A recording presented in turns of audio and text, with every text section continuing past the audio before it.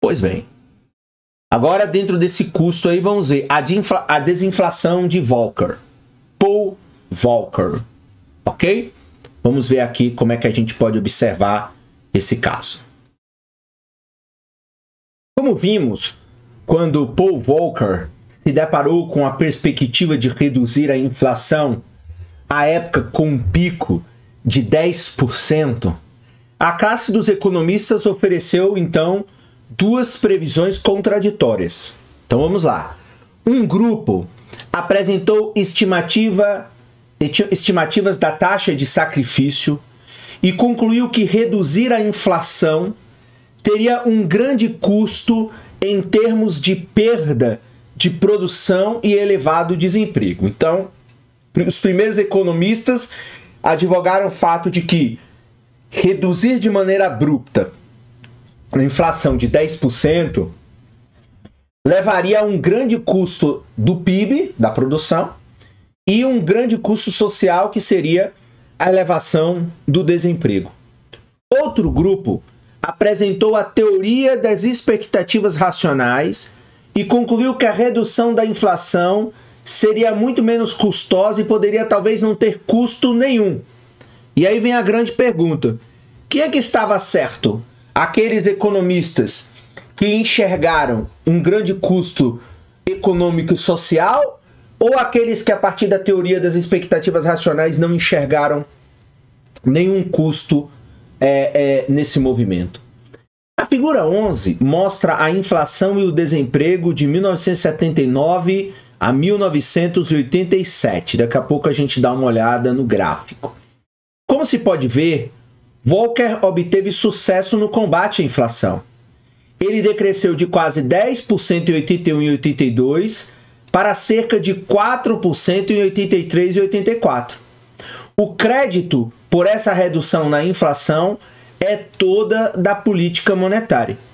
A política fiscal nessa época agia justamente na direção oposta. Então veja, os aumentos no déficit orçamentário durante o governo Reagan estavam expandindo a demanda agregada, o que tenderia a aumentar a inflação.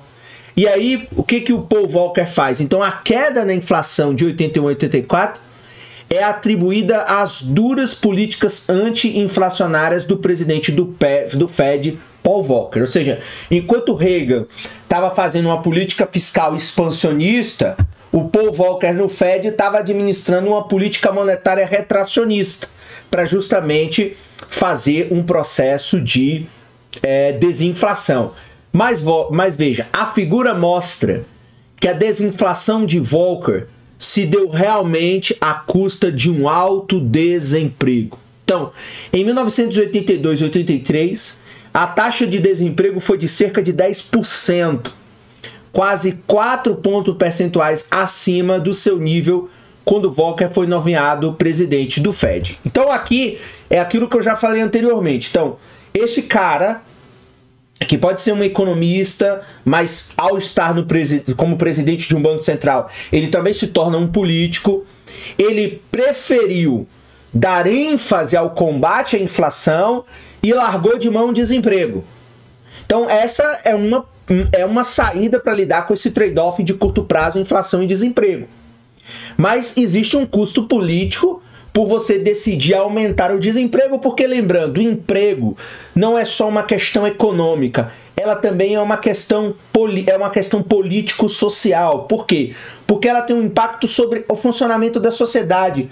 Porque o cara deixa de ter renda, o cara entra em depressão, o cara vai para o subemprego, você derruba a produtividade da economia como um todo. Enfim, tem muitas coisas envolvidas com a questão de você manter uma taxa de desemprego elevada. Então essa foi a escolha do Volcker. Então, quando a gente volta aqui nos parágrafos anteriores, nós notamos, portanto, que na verdade o primeiro grupo é que estava correto. Então a inflação, ele reduziu a inflação e o custo foi um elevado desemprego. Ao mesmo tempo, a produção de bens e serviços medida em PIB ficou bem abaixo de seu nível de tendência. Então, a desinflação de Volcker produziu a mais profunda recessão vivida pelos Estados Unidos desde a Grande Depressão da década de 30. Então, o efeito foi aquilo que os economistas lá no começo falaram. Moral da história, recessão. Então, vamos aqui adiantar rapidinho. Então, veja, na figura 11, então claramente a gente tem a desinflação de Volcker. Então, ele entra em 81, né? Então, não, vamos lá, 1979. Então, você tinha uma inflação alta e o desemprego em 6. 79, 80, 81, 82. Aí a inflação baixou e o desemprego aumentou. 83.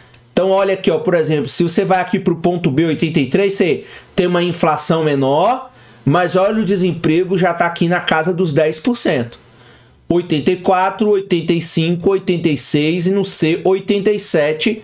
E aí, veja no 87, inflação baixa, mas você tem um desemprego, tecnicamente aqui, estaria no mesmo nível de 1979, com uma inflação baixa. Então, mostra que a primeira parte, os primeiros economistas estavam certos. Agora vamos ver a segunda questão e depois a gente volta aqui. Mas veja, essa experiência refuta a possibilidade de desinflação livre de custos, como sugerida pelos teóricos das expectativas racionais? Então, alguns economistas afirmam que a resposta a essa pergunta é um retumbante sim. De fato, o padrão da desinflação apresentado na figura 11 que a gente viu é muito semelhante na figura 10. Então, para fazer a transição de uma alta inflação, então o ponto A das duas figuras, para uma inflação baixa nos pontos C, a economia precisou passar por um doloroso período de desemprego elevado. Então veja, a economia está com uma inflação alta e um desemprego de 6, aí veja, ela aumenta para diminuir a inflação. Então em 82 a inflação cai, mas o desemprego explode,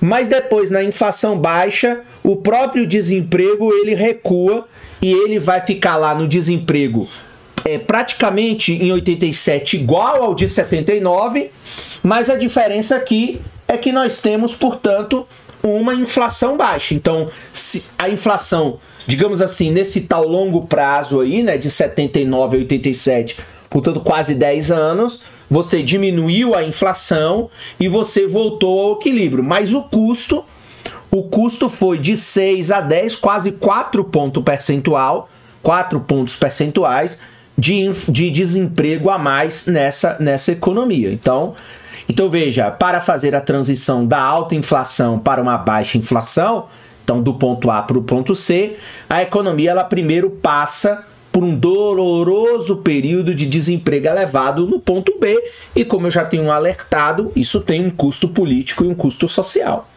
Contudo, há duas razões para não rejeitar tão rapidamente as conclusões dos teóricos das expectativas racionais.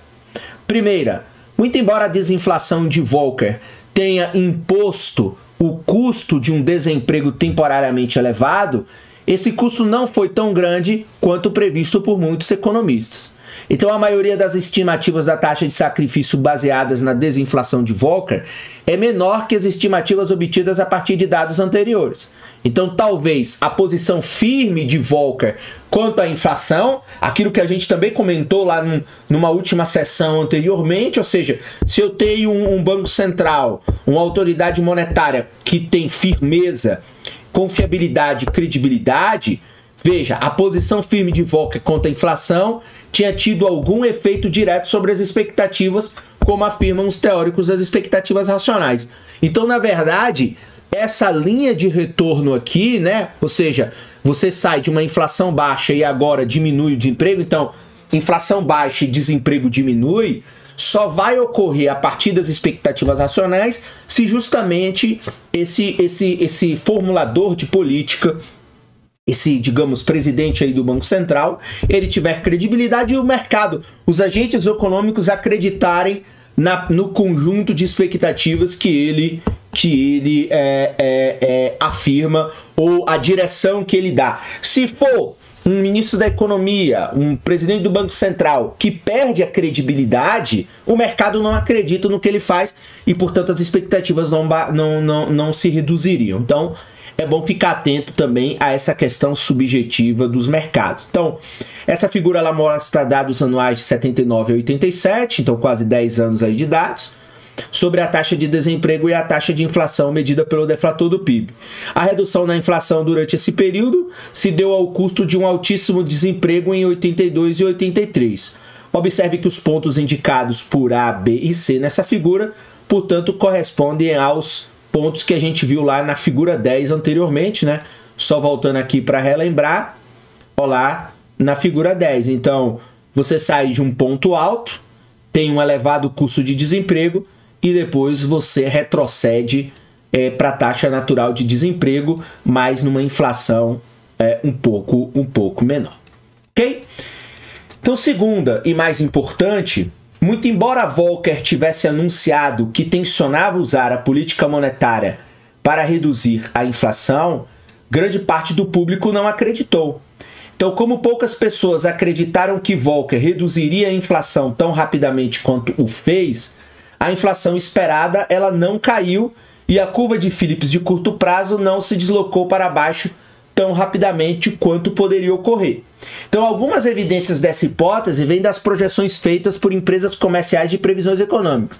Então, suas previsões de inflação, elas caíram mais lentamente nos anos 80 que a inflação registrada. Então, como os agentes econômicos eles tinham dúvidas sobre o uso da política monetária de fato para reduzir a inflação, os agentes econômicos ajustam as suas previsões de uma maneira mais lenta. Portanto, a desinflação de Volcker não refuta necessariamente a visão das expectativas racionais de que uma desinflação confiável pode não ter custos. Então, se os agentes econômicos acreditam que a autoridade monetária vai, de fato, fazer um movimento para reduzir a inflação, custe o que custar, e os agentes econômicos acreditam nessa autoridade, eles também vão ajustar as suas expectativas e aí os custos para a sociedade serão cada vez menores. Contudo, mostra que os formuladores de políticas não podem confiar que as pessoas acreditem neles imediatamente quando anunciarem suas políticas de desinflação. Então, por isso que uma coisa importante na economia, e no Brasil a gente viveu ao longo dos anos 80 até 1994 com o Plano Real, a desconfiança que a própria sociedade tinha na implementação de uma política econômica. Então, esse próprio medo de estabelecer uma nova moeda que exigia confiança para reduzir a inflação, porque lembre-se, o problema dos planos econômicos era tentar reduzir a inflação praticamente inercial, então você precisava ter autoridades monetárias que tivessem o poder político para executar as reformas necessárias e que tivessem o conjunto de instrumentos ali em operação da política econômica, ou seja, isso inclui política fiscal, política monetária, política cambial,